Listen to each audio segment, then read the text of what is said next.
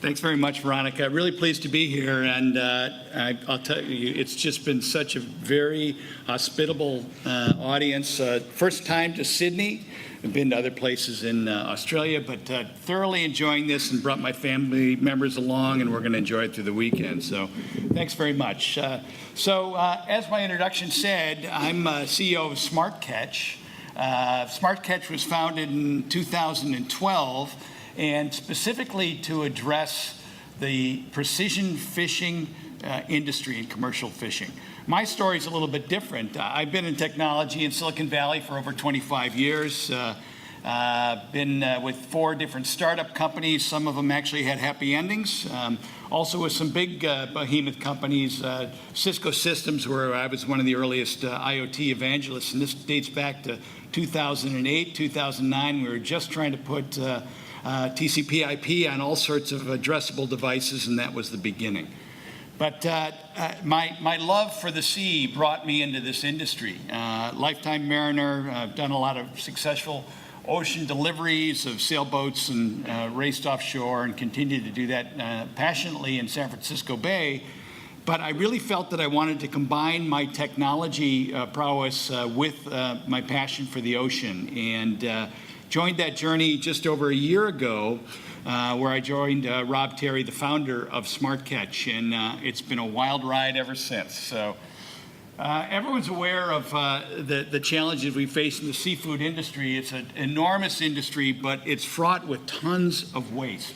Matter of fact, over $50 billion worth of waste on an annual basis, and this is due to many different factors.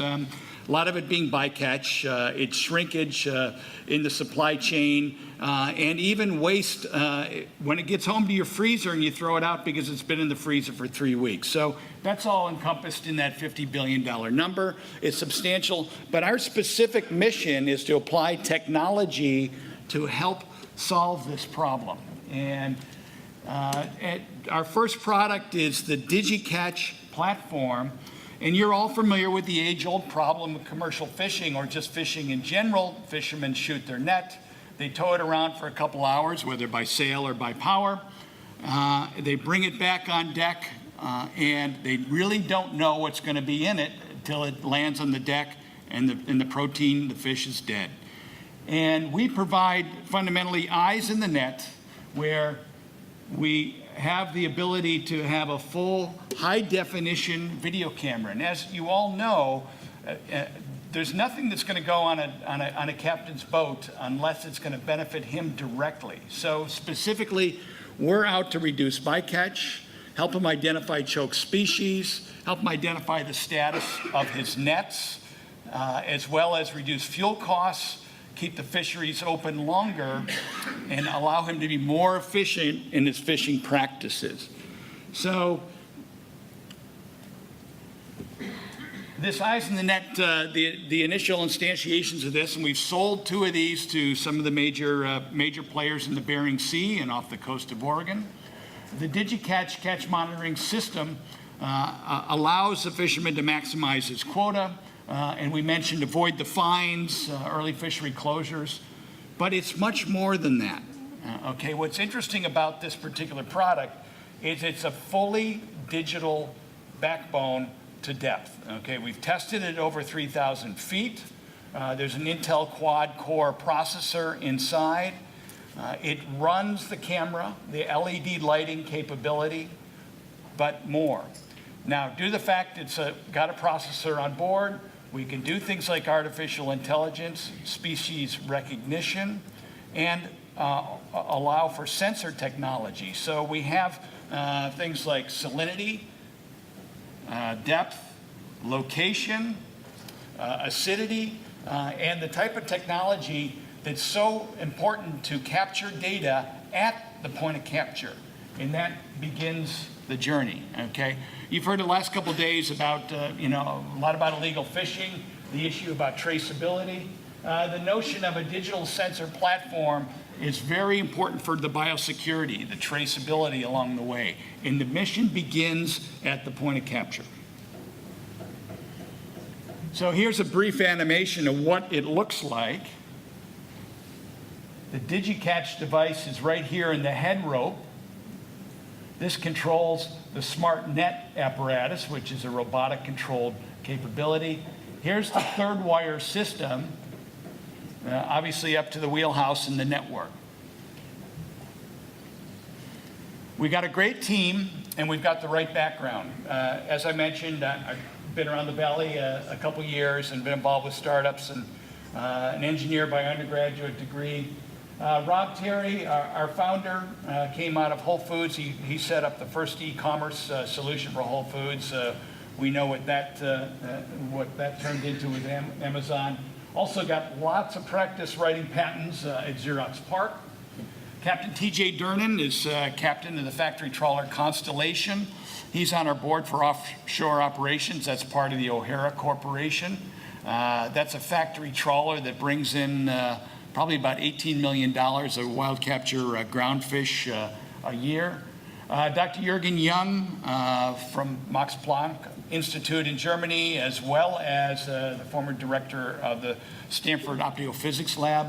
And Curtis Firestone set up and founded the largest ag business in Ecuador, which was a shrimp farm. So we've got a lot of expertise in this area that are marrying the technology and the fishery industry.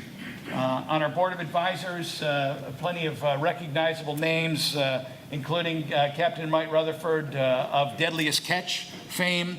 And like many of you fishermen, these guys will fish with various different trawl gear depending on the permits they have in the season. So it just so happens that Mike is using our system for mid-ocean pelagic trawl for pollock and haddock, but avoiding salmon as the bycatch. And finally, we've got plenty of adult supervision from a world-class law team at Morrison Forster, who helps us protect our intellectual property, not only domestically, but internationally. We've had a couple accolades along the way that we're rather proud of. Probably most significant, we're eligible for grants, and we've gotten a grant from National Geographic. We're always applying for more, and I've got a full-time student and anthropologist writing grant requests to raise money. But we've also been awarded the Edison Award in 2016 for sustainability practices. We're pretty proud of what we've accomplished on a pretty lean budget. So who are our target customers? And a lot of these, I see some faces in the audience, and Tricia and the crew and Veronica were very good about introducing me to a lot of the fishers. And our typical customers are the large factory trawlers, the Constellation on the right-hand side, and then the Excalibur on the left-hand side. So does this mean that it's only the big operators that can afford this type of technology? No, and this is where Yona's comments come in. The price points are coming down on this technology. Initially, it costs us about $40,000 to make a Digi catch system, but we anticipate the time that we'll get the cogs down on these things to probably in the 20K range or less. But that's just the beginning of it. Not only in any disruptive market do you have to find ways to cut costs and make it more efficient and push more technology into it, but you've got to reinvent the business model. So we will be a subscription level service, and that will allow a very low entry point for a lot of fishermen to get in. And the fact of the matter is that it will be the data that has the greatest value. Data is the oil of our time. And the fact of the matter is, we believe that the major commercial seafood companies, the government agencies, the fishery councils will pay for that data and subsidize these devices on the boats so it becomes standard practice, okay? So you look at some of the yields, and I know you can't read the small print on this, but fundamentally, for the fishermen, initially, if we can just reduce the bycatch by 2%, that's $100,000 in a very short period of time. So these are huge hauls, but the model is commensurate whether you're a small operator or a very large operator. So fishermen and wild captured seafood, both endangered species. So we're here to build the technology to really support you folks. We said we got to put these devices on the boat to give the captain real benefit. We're very concerned about the anthropological side of it, the communities that are fishing communities. families that want their kids to be fishermen and move on to the next generation, and there's a huge community component associated with this. So in order to do this, we've got a changing climate, we've got issues with the oceans changing, and the fact of the matter is the quotas are a very restrictive thing. There's onboard inspectors. We would argue that electronic monitoring through systems like this can help eliminate the need for some of the onboard observers. And there's large fines. So, and the biosecurity compliance is not going away either. So here's a snapshot of the big picture, right? We start right now with what it begins with DigiCatch in the net, capturing data at the point of capture, but running through the supply chain and using blockchain technology to make sure there's integrity and security of the information that goes to the blockchain. And by the way, we do have a patent around blockchain with micropayments too, which is pretty darn interesting. And it gets to the end of the supply chain, and ultimately it's about a great piece of protein on the plate. Okay, so when does this change in the revenue model? So I talked about the upfront cost of these devices as being rather hefty to begin with.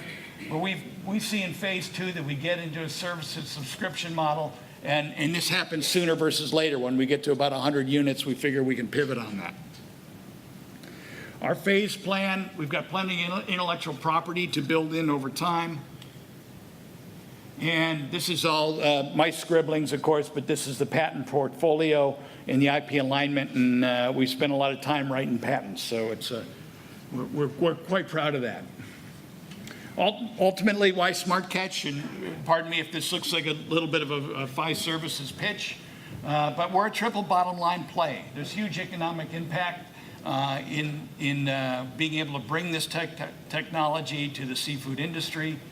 There's the ecological component of building sustainable ocean technology to save our fish species and make our supply chain more efficient.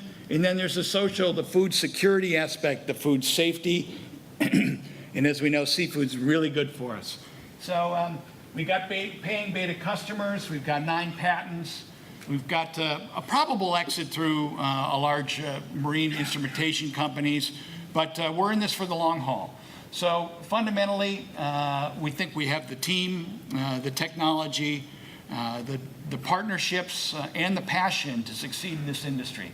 And I'm going to share with you here a little about what this looks like. Okay, this is a ground fish operation at about 2,000 feet off the California coast, and you see a little bit of a hungry predator there. Obviously, he's fast enough and smart enough to get out of the net.